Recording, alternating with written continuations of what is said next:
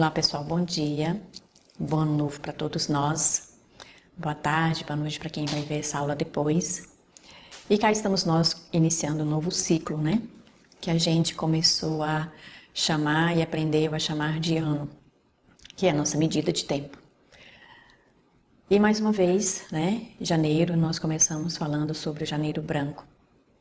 Embora sempre eu realço que cuidar da nossa saúde são todos os dias, em todos os momentos, porque a cada instante nós acabamos enfrentando, né, ou vivenciando melhor do que enfrentar, vivenciando e experienciando situações novas, as quais a maioria foge ao nosso controle. Ainda bem, né? Por que ainda bem? Porque imagina se nós fôssemos capazes de controlar tudo o que acontece. Em pouco tempo, pouquíssimo tempo, nós estaríamos esgotados. E na verdade é o que vem acontecendo. Nós vamos acumulando tantas coisas, tantas situações, na expectativa de que vamos conseguir solucionar. E nós sabemos que não é possível. Então o equilíbrio e o autocuidado são os pilares do bem-estar mental. E aí a gente pergunta, né? Por que a preocupação com a saúde mental? Por que a busca, né, dessas datas? E a gente sempre vai encontrar nas pesquisas que Janeiro Branco foi pensado por um grupo de pessoas, entre eles alguns psicólogos, assistentes sociais, né, médicos, enfermeiros, essa turma que de alguma forma está sempre à frente dos cuidados com os pacientes que apresentam alguma alteração na saúde mental. E se nós pararmos para pensar,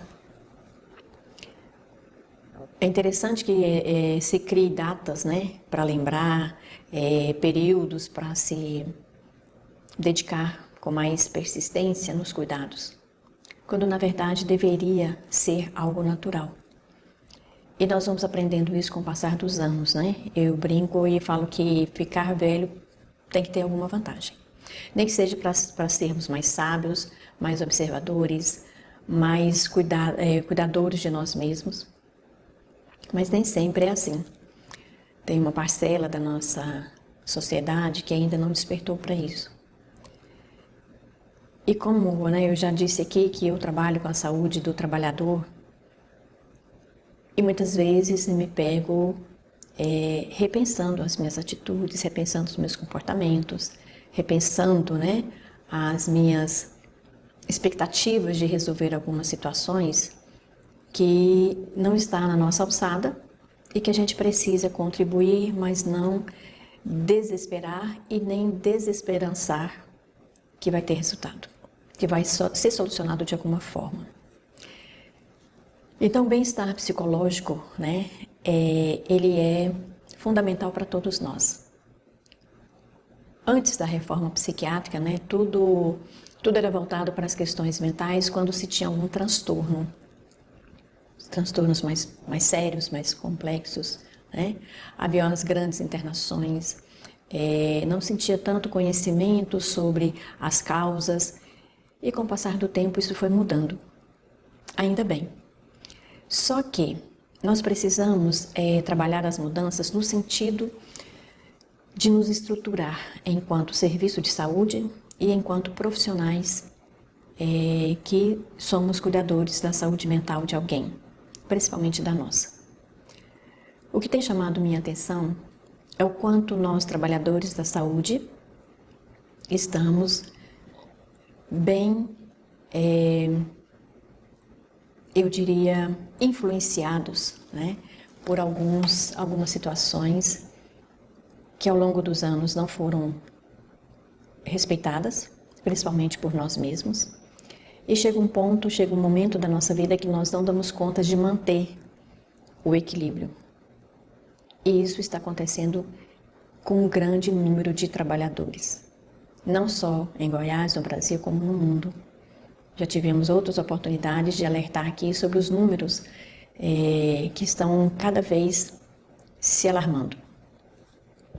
E aí nós nos perguntamos, de quem é a responsabilidade? Será que é só das estruturas governamentais, das estruturas físicas das nossas unidades de saúde, das estruturas do nosso trabalho, né? Porque muita gente tem outras formas de trabalho que não só na saúde.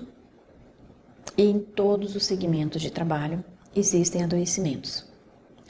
Tanto que alguns autores, né, escrevem como sendo o trabalho um processo adoecedor.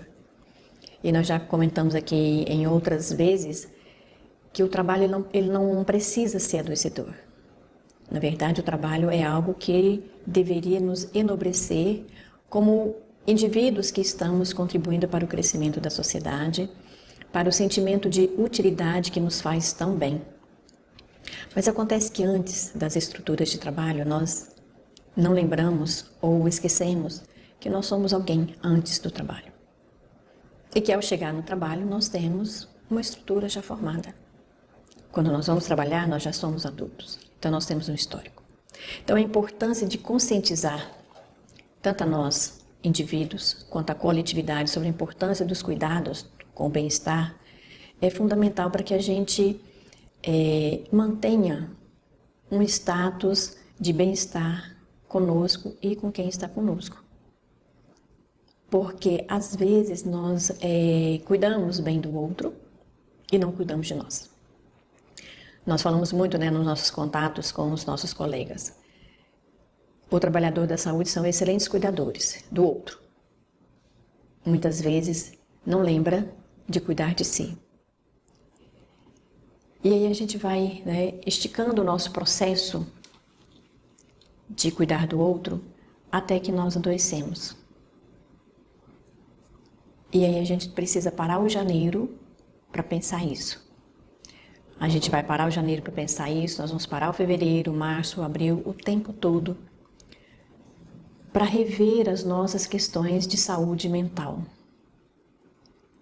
Porque muitas vezes nós achamos que é só o trabalho, mas não é. Então, o que é a saúde mental? Há muitos anos achava-se que era somente uma alteração neurológica, comportamentos não aceitáveis socialmente, dentro dos nossos padrões. Se a gente voltar lá, a história lá atrás, eram pessoas que não poderiam conviver em grupo, as pessoas eram escondidas, eram presas, né? Eram amarradas. Tivemos vários hospitais de internação, né? E aí nós fomos modificando a forma de lidar com isso, até chegar a uma conclusão de que todos nós temos alguma alteração nas atitudes, nos comportamentos, porque a gente passa pela situação de equilíbrio emocional. Então veja bem, não é tão somente uma estrutura neurológica que vá me dizer que eu tenho um transtorno emocional, um transtorno mental. Tanto que antigamente usava-se a expressão débil mental. E aí foi modificando essas palavras dessa forma. Estamos já no modelo ideal? Ainda não. Ainda temos alguns hospitais, né, que acabam servindo de moradia para os pacientes, considerando as estruturas familiares que muitas vezes não têm capacidade para lidar com esses transtornos. E nós sabemos o quanto a família sofre com isso, né? E nós também acabamos sofrendo porque a cada dia nós estamos com mais contato, com maior proximidade com colegas, com vizinhos, com pessoas que nós conhecemos e que de repente apresentam um surto. E o surto nada mais é do que uma explosão, como se fosse uma panela de pressão, que a gente vai deixando que ela continue no fogo, né? Sem água. Vai chegar uma hora que ela não tem mais para onde sair o vapor, né? As gotículas de água, e ela vai explodir. Assim é a nossa mente. Nós vamos guardando coisas, nós vamos nos entupindo de informações, nós vamos guardando situações que nos causou mágoa, tristeza, raiva, medo. E vai chegar uma hora que a gente vai apresentar um desequilíbrio emocional. Tanto que ficou bem popular, né, a expressão fulano surtou. E muitas vezes o surto não é valorizado como deveria. Aí fica como fricote, frescura, falta de equilíbrio, e realmente é uma falta de equilíbrio. E mais à frente nós vamos falar sobre esse equilíbrio, a importância dele. Mas quando a gente está falando de equilíbrio emocional, psicológico e social, é uma variável de uma grandeza imensa. Porque olha só, nós precisamos buscar o equilíbrio emocional, psicológico e social. Isso, intra e inter. Qual a diferença? O que é a importância disso? Eu preciso estar em equilíbrio comigo. Será muito desgastante eu tentar manter um equilíbrio externo se internamente eu estou desequilibrada. E muitas vezes nós não percebemos isso porque nós não fomos educados para prestar atenção em nós. Então a saúde mental é um conceito de muitas faces. Eu diria que é um mosaico, que vai muito além somente da ausência de transtornos mentais. Basta nós olharmos para um relatório de afastamento de trabalhadores e prestar atenção nos CIDs. A maioria são CIDs psiquiátricos. Porque quando eu sinto algo que não está bem ou quando eu surto, a família me leva exatamente para o psiquiatra. Porque eu preciso sair da crise. Só que eu saio de uma crise neurológica e depois eu não busco ajuda para sair de uma crise existencial, uma crise emocional, uma crise psicológica. E aí o indivíduo começa a perceber que a medicação mantém um certo equilíbrio, que ele saia do surto. Mas as situações que o levaram a surtar ou a manifestar um comportamento não aceito socialmente, continua lá. Nunca precisamos tanto de abordagens coletivas no sentido de entender o emocional. Nós precisamos, urgente, parar de pensar que quem precisa de apoio psicológico é o desequilibrado. Todos nós, em algum grau, em algum momento da vida, vamos apresentar um desequilíbrio entre o emocional, o social, entre o psicológico e o neurológico, entre o físico e o espiritual. Então a gente precisa lembrar que nós somos essa junção, essa engrenagem, onde essas três partes estão juntas. E a quarta parte é o meu equilíbrio espiritual. E nós já falamos aqui também que não se trata de crenças, de templos, mas é a nossa quarta camada de composição. Dê um nome que se acha interessante, né? Mas a nossa alma precisa de estar bem. Se ela não estiver bem, o nosso corpo não está. E por que a gente fala do equilíbrio? Vamos pegar o exemplo de luto, que é a coisa mais corriqueira e onde as pessoas são mais cobradas para estar bem. Suponhamos que alguém perca, né? Um filho. Esse filho suicidou-se, é um menor de idade e era o filho único. Essa mãe, essa pessoa, ela precisa de um tempo de luto.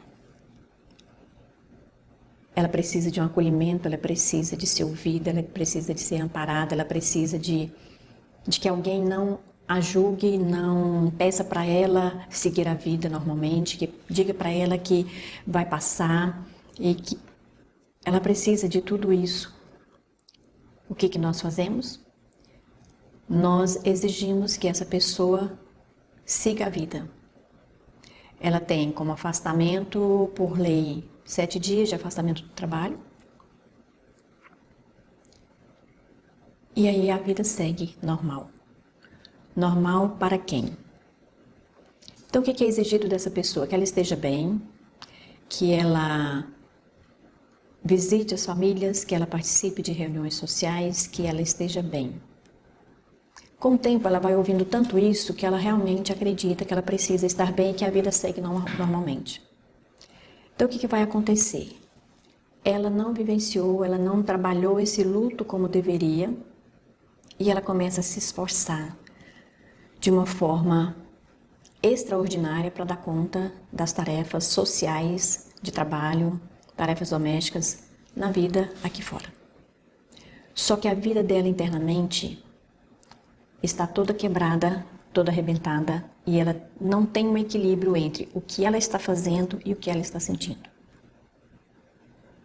E com o passar dos anos, esse desequilíbrio entre sentimentos e ações vão se agravando muito mais.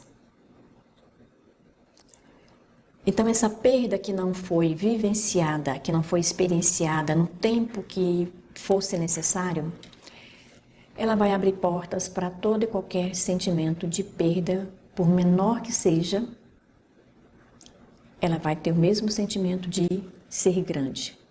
Como assim? Vamos supor que ela tenha que mudar de casa, de residência.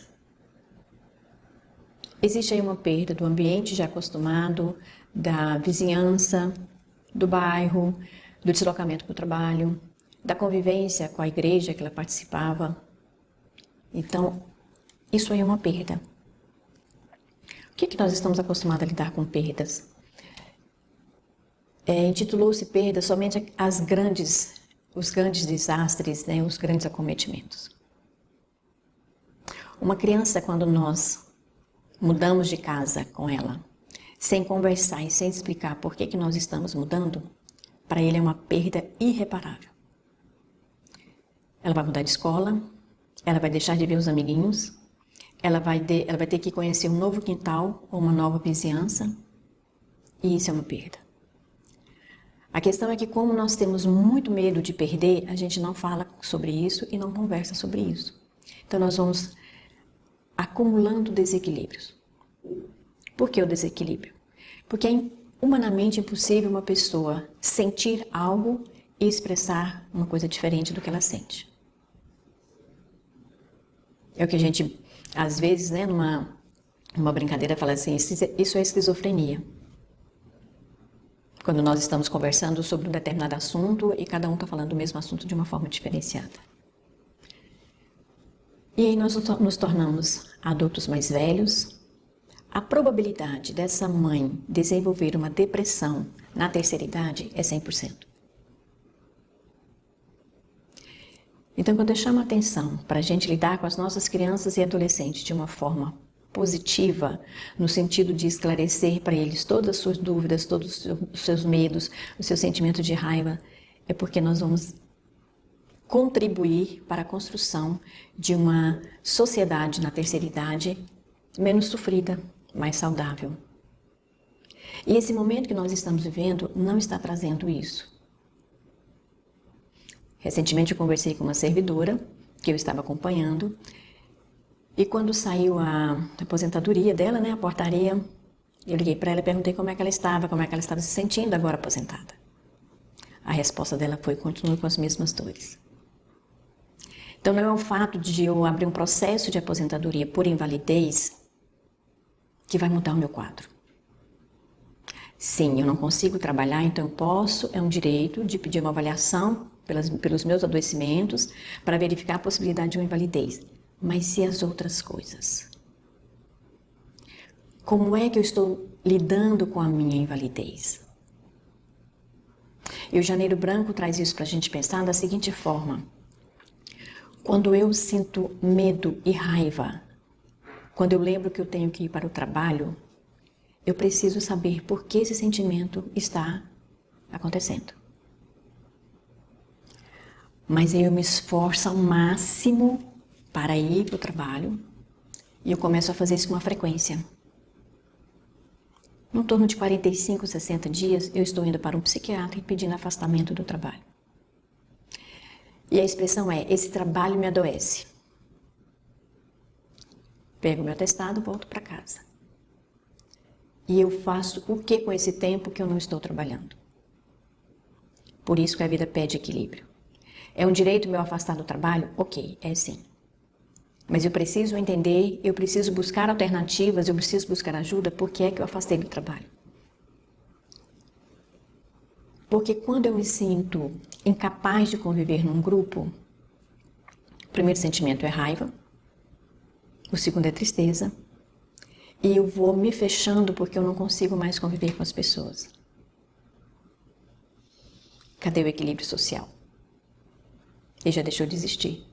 Porque eu passei por um desequilíbrio emocional, um desequilíbrio psicológico e cheguei no desequilíbrio social. Aí eu começo a não conviver com as pessoas. E nesse momento, os meus sentimentos e as minhas ações, elas não encontram um emparelhamento ideal de uma vida saudável. Por isso que nós precisamos lembrar que a saúde mental é um estado muito dinâmico, mas que cada indivíduo tem uma dinâmica diferente. É essa a dor e a alegria de trabalhar com saúde mental ou trabalhar com o adoecimento mental. E nós chegamos num ponto que o usuário que nos procura para atendimento, nós acabamos entrando em contato com o sofrimento dele, com as mágoas e as tristezas, porque nós também estamos assim. Ah, professora, mas aí eu vou deixar os meus sentimentos em casa? Não, é impossível isso. O que você dizia há 40, 50 anos atrás, tranca os seus problemas em casa e vá para o trabalho? Não tem como, é impossível. Por isso que nós surtamos.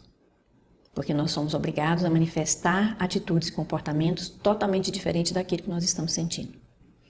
Ah, mas então eu vou botar para fora tudo que eu estou sentindo? Sim, de uma forma educada e auxiliada por um profissional tecnicamente capacitado para te ajudar.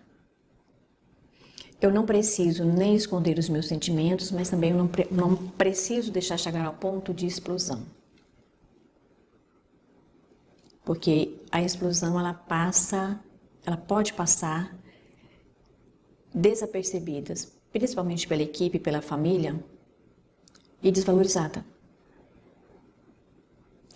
Porque as pessoas vão achar que a pessoa em questão está tendo um piti. E na verdade não é isso. Na verdade, nós nos fomos educados a não expressar nossos sentimentos. E aí a gente chega a um ponto que eles não vão caber mais dentro de nós. Temos um livro, né, escrito há uns 30 anos, 40 por aí, O Corpo Fala. Só que hoje a gente já modificou essa fala, a gente não fala mais, o título não seria O Corpo Fala, o corpo grita. E nós não percebemos e estamos surdos para esses gritos. As dores físicas, que a maioria das pessoas pode falar de postura, né, de uma postura para dormir, troca colchão e troca travesseiro e muda alimentação, ok. São passos que podem ser observados e às vezes até incluídos na sua rotina. Mas olhe para dentro de você. Perceba por que é que você está sentindo tantas dores. Às vezes o fato de a gente dormir encolhidinho, por que eu tenho essa postura para dormir? O fato é, pessoal, que nós devíamos questionar tudo sobre nós. Mas a gente tem medo. A gente tem medo do que vai encontrar. Nós não estamos preparados para lidar conosco. E achamos, bem utopicamente, que estamos preparados para lidar com o outro. Não estamos também. Nós apresentamos algumas estratégias de cura ou de paliativo para quem nos procura, mas nós também precisamos deles. E não tem problema nenhum. O grande problema é eu criar uma barreira dizendo que está tudo bem, quando na verdade não está. Então a gente precisa prestar atenção em nós. Porque ficou muito fácil, né, e abrangente falar em resiliência. Mas o que seria uma resiliência? Como é que eu estou lidando com as situações que me chamam a atenção? Muitas vezes nós queremos resolver todos os problemas que estão acontecendo. Se a gente volta, por exemplo, na situação que eu trouxe para nós pensarmos, com relação à mãe que o filho menor de idade, filho único, suicida. O sentimento de culpa que ela começa a desenvolver é drástico para com a sua saúde. Então, nesse momento, todo acolhimento e todo apoio que ela necessita, dentro dos limites de aceitação que ela também vai manifestar, é bom, porque ela vai se sentir a responsável por essa situação. E essa responsabilidade, essa autorresponsabilização que nós temos para com as situações, é que muitas vezes nos tira do equilíbrio. Porque nós não vamos resolver a situação. Nós não somos responsáveis pelo sentimento do outro. Nós somos responsáveis e não culpados por algo que deixamos de fazer quando podíamos ter auxiliado. Auxiliado no sentido de ouvir, de uma escuta qualificada, de uma escuta onde eu não expresso nenhum conceito, nenhum julgamento, de ouvir mesmo. E nós não temos essa facilidade. E muitas vezes, quando nós somos colocados numa situação para ouvir, o outro também não sabe se expressar. Porque nós nos expressamos todos ao mesmo tempo, onde ninguém escuta ninguém, e aí fica uma situação complexa, porque ao mesmo tempo que eu queria ser ouvida, eu não soube me expressar. E no momento que eu me propus a escutar, eu não soube ficar calada. Olha que coisa, né? Quando na verdade nós somos profissionais da saúde para executar essas tarefas. Ouvir quando é necessário e falar quando for possível e necessário. Então, as nossas equipes de trabalho, elas não conseguem se ouvir. E quando nós sentamos para discutir o fluxo do trabalho, o processo do trabalho, é um desgaste generalizado. Aí nós saímos da reunião extremamente cansados, desgastados, desanimados, desacreditados, até na própria capacidade. Que dirá na capacidade da equipe, na capacidade do outro. Então, como é que eu vou melhorar o meu desempenho pessoal e profissional se eu não consigo me ouvir? Porque quando eu consigo me ouvir, eu consigo exigir do outro que ele me ouça. Eu consigo ser clara para o outro que ele precisa me ouvir. Mas como nós não estamos acostumados a nos ouvir, então tanto faz o outro ouvir como não. Tem pessoas que vão gritar e conseguir isso no grito, e tem pessoas que vão se calar. Os dois extremos são prejudiciais. E aí nós não conseguimos ter um bem-estar físico nem psicológico. Nós não vamos saber tomar decisões. Os nossos relacionamentos, nós não sabemos se eles são saudáveis ou não. E não são relacionamentos íntimos de casal. São relacionamentos da vida. Nós não sabemos se aquela saída para o barzinho nas sextas-feiras, no final de semana, né? Ou o churrasco em volta da piscina, nós já não sabemos mais medir o equilíbrio entre o que eu sinto e o que eu faço. Interessante, né? Às vezes nós nos reunimos e viajamos, vi muito isso nas redes sociais nesse começo do ano. Grupos de amigos que viajam, mas ao voltar para o trabalho, existe uma cisão, uma divisão. E aí eu pergunto, como é que estão os relacionamentos? Porque às vezes a minha vontade é dizer, olha, não estou afim de não, estou cansada, não é um lugar que eu gosto, mas aí vai. Nós não estamos nos ouvindo. Nós não estamos prestando atenção em nós. Então aí a gente vai ter janeiro branco, fevereiro roxo, setembro amarelo, setembro verde, abril verde. As cores e as datas não vão fazer diferença se nós não percebermos como é que nós estamos. Que estratégias emocionais eu vou desenvolver para que eu esteja naquela equipe que tem uma pessoa que eu não suporto, mas eu preciso trabalhar com ela. Ou eu vou buscar outra estratégia de mudança de horário, mudança de local, ou observar o que essa pessoa pode ter de bom para o trabalho. Porque às vezes nós não simpatizamos com o ser humano e esquecemos de olhar as qualidades e o que ela tem de positivo. E eu estou dizendo isso de experiência. De olhar e falar, opa, por que você não gosta dessa pessoa? Tá, você não gosta dela, mas vocês têm que trabalhar juntas.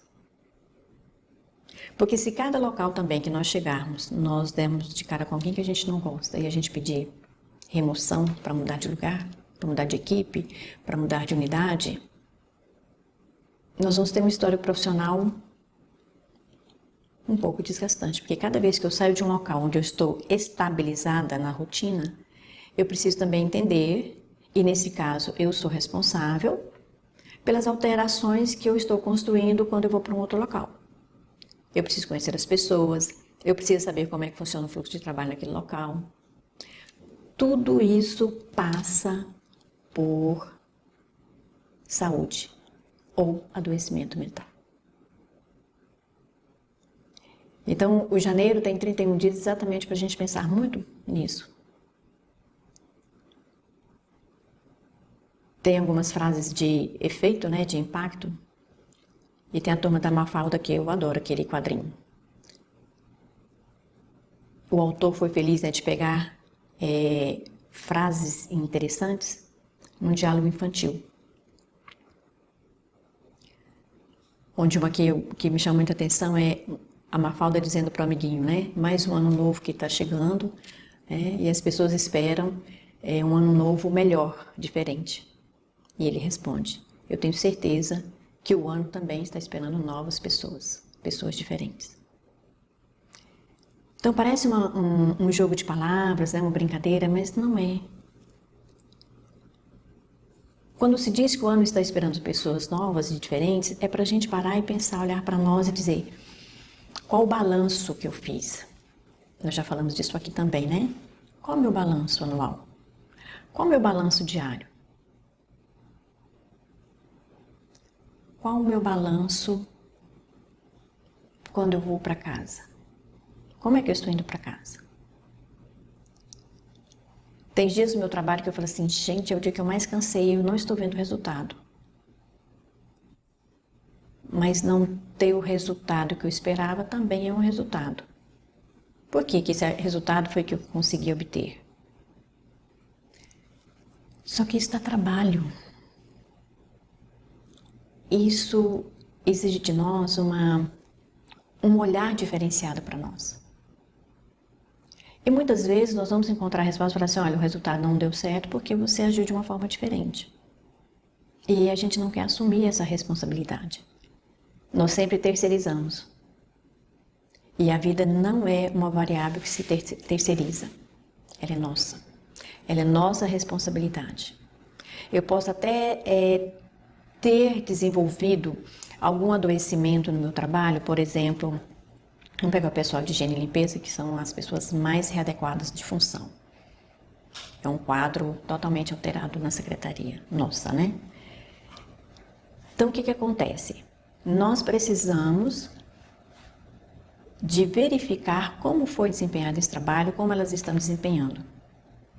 Porque quando se fala em ginástica laboral, ninguém quer fazer. Quando se propõe uma parada, eu paro para atender o celular, eu paro para tirar uma foto, eu paro para olhar o grupo, mas eu não paro para cuidar de mim. Então vamos começar a nos envolver no que nós estamos fazendo, se isso está nos adoecendo, por quê? Porque eu estou me permitindo que isso está me adoecendo. Porque eu só vou ter uma saúde física melhorada se eu tiver um equilíbrio emocional. Senão vai ficar difícil. Porque as duas coisas caminham juntas. E para a gente pensar um pouco, né, sobre isso. Cuidar da mente é cuidar bem da vida. Sem saúde mental não tem saúde. E não vamos ter nem a nossa saúde.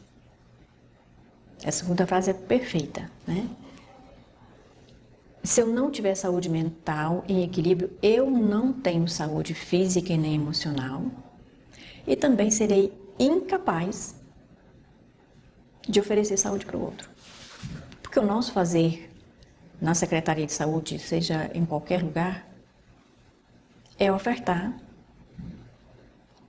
possibilidades de saúde. O médico, quando prescreve uma medicação, a enfermeira, quando faz uma orientação, a técnica de enfermagem, quando a vacina, o odontólogo, quando ele está cuidando da cárie de alguém, ele está ouvindo ali, lidando com uma pessoa que tem dores muito maiores e mais sensíveis do que uma dor de dente.